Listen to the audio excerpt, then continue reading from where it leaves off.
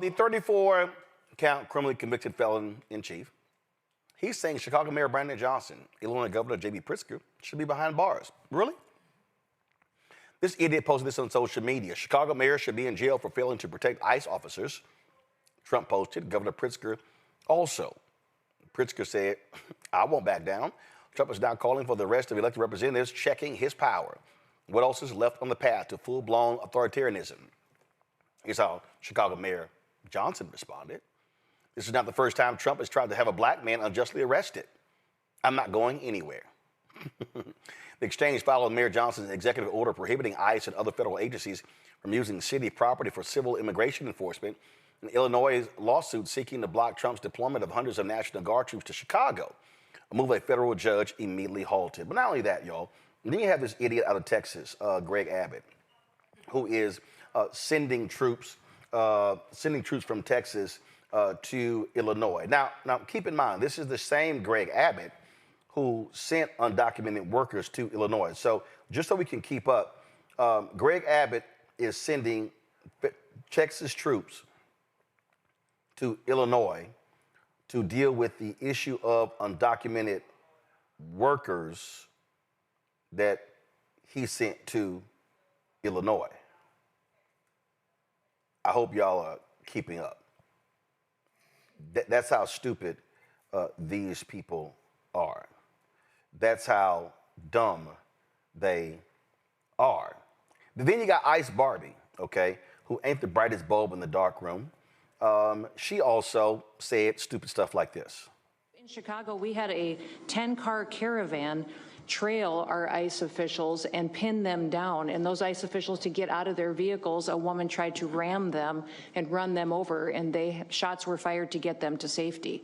So it's happening on a regular basis, and any elected official that allows this to happen and gives cover to those kind of individuals who are perpetuating murder should absolutely be prosecuted.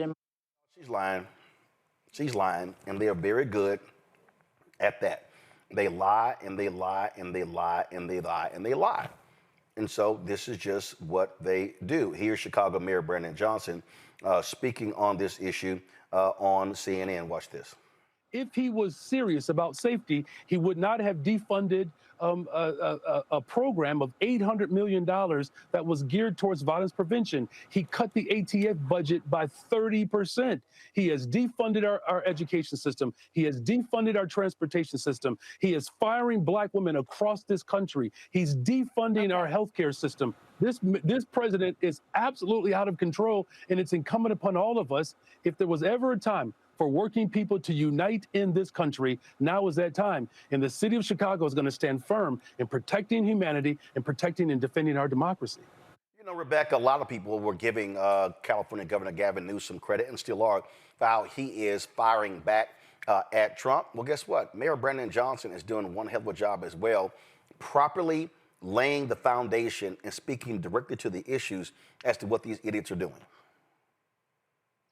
You know what? And it's very important to see the mayor speaking up and telling people, between he and Governor Pritzker, telling folks, make sure you're recording everything.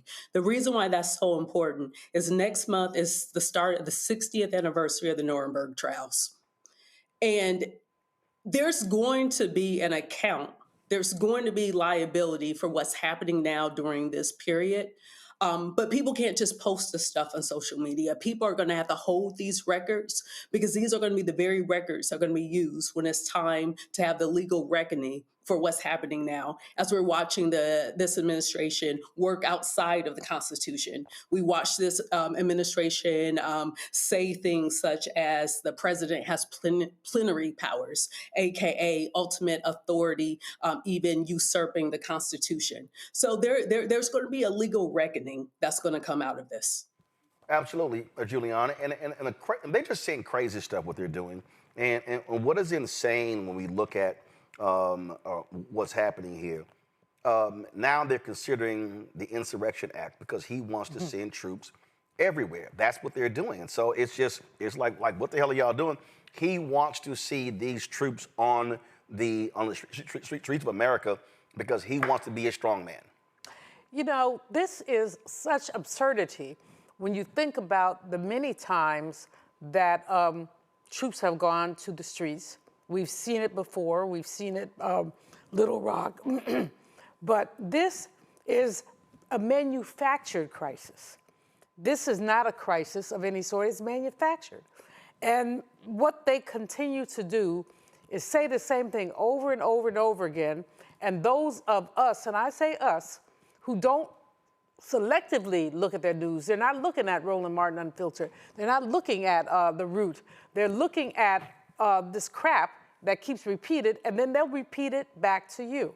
And so when you see what's going on, I mean, this whole notion of canonizing Charlie Kirk and requiring Florida universities to do streets after him, the whole notion of lying, as you said, lying is what they specialize in. But the challenge with their lies is that there are few, Roland, who are willing to refute them. And so they put it out there, and this Congress knows better. What bothers me the most about anything, I love Hakeem, I love my Democrats, some of them, but many of these Republicans know better. When even Marjorie Taylor Greene says, wait a minute, so my constituents are going to lose their health care. When even Marjorie Taylor Greene says, wait a minute, why are the rest of them silent? And so we're looking at a situation where I'm speechless because I'm trying not to use a lot of profanity. You do, and I'm trying not to. In my old age, I'm trying to give up profanity. Oh, well. But this insanity of going after, of what's going on, this insanity has gone unchecked. I mean, unchecked. And that's a challenge, is the way that this nonsense has been unchecked. So when we look at what's happening in Florida, was Chicago. Bless you, Mayor Brandon, and bless you, Governor Pritzker. But here's the whole deal here. This is how Mayor Johnson responded to Texas Governor Greg Abbott sending those troops to Chicago. The governor of Texas should be worrying about Texas. Why he all up in my business? Focus on Texas. The minimum wage in Texas is $7.25. The life expectancy in Texas is lower than Chicago. The governor of Texas spent $200 million that should be going towards raising the minimum wage in Texas, that should be going towards making sure that life expectancy is not cut off. $200 million to bus migrants to cities across America. He dealt with a storm where 700 people died. Whatever his understanding is, clearly he doesn't understand how to make sure that workers have a livable wage. He doesn't understand how to make sure that life expectancy is not cut off because you're poor. He certainly does not understand how to deal with a crisis where 700 people died in a storm. $200 million of Texan tax dollars that went towards busing migrants. That's how you respond, Rebecca. Absolutely. You respond with facts because he's creating a public record.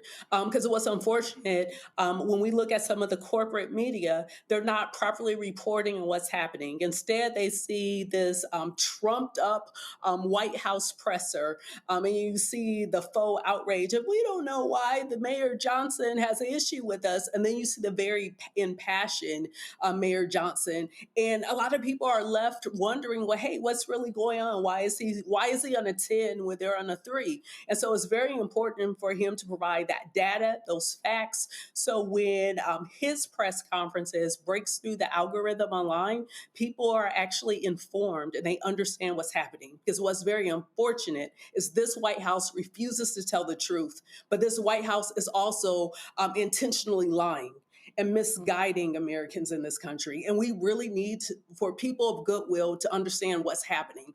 Because one thing that we know, even though about 2/3 of the world is under authoritarian rule, we know it only takes 2.5% of a population to disrupt and stop authoritarianism. That is about 9 million folks in this country. If we could get 9 million people in this country to stand up, get involved, be informed, that is enough to stop this. Yep, absolutely. Hello, I'm Isaac Hayes III, founder and CEO of Fanbase, and I'm here with a very important message. We are at a turning point in the Black community where we must have equity in the apps we use that scale to billions of dollars.